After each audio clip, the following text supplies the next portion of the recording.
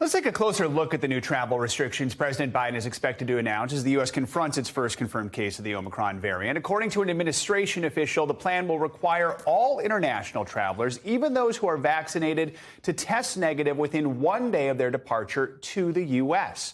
NBC News correspondent Antonia Hylton joins us now from JFK Airport in New York. So, Antonia, what more can you tell us about this new travel requirement President Biden is announcing, and what else do we expect to hear from him today? Good morning, Joe. Well, what we expect to hear is the president announce a strengthened winter COVID strategy. And that is in anticipation of Americans traveling domestically and abroad, even as this Omicron variant looms as a potential threat.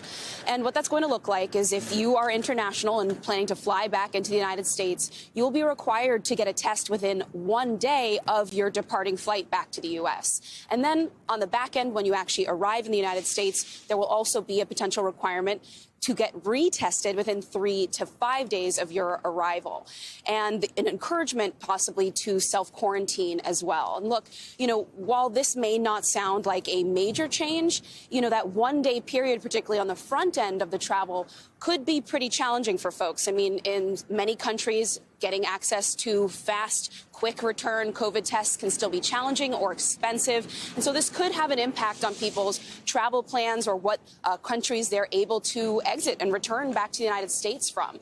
The CDC already recommends that people on the back end get retested within 3 to 5 days, but experts believe that for the most part, there's been low compliance on that, Joe. Antonia, more than 30 countries have already imposed some type of travel ban in response to Omicron, largely aimed at the South African countries where it was first detected. How much has that impacted international travel so far? It's already going to have a great impact. I mean, right now, look, already Israel, Morocco, Japan have completely sealed their borders, so international travelers cannot get in.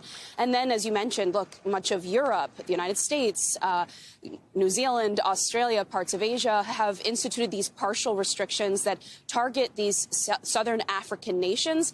And, this is causing a lot of debate and anger in the global community as well. Look, as I'm sure you have heard, as the virus is now confirmed here in the United States and in many countries around the world already, experts are saying that these kinds of restrictions might just be futile since the virus is already going to be spreading.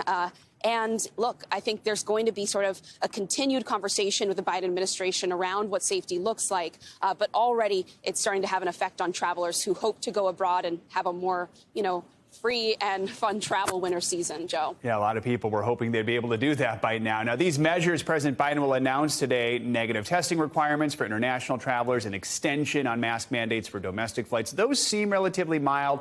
But, Antonia, quickly on this one, is it possible we're going to see tighter restrictions over the coming weeks?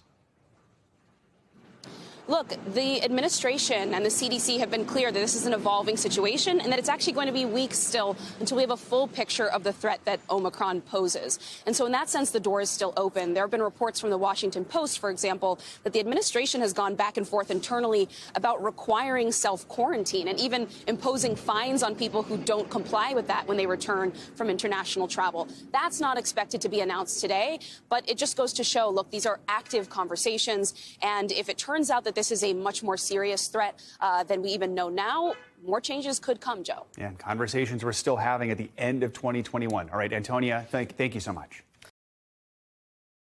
Thanks for watching our YouTube channel. Follow today's top stories and breaking news by downloading the NBC News app.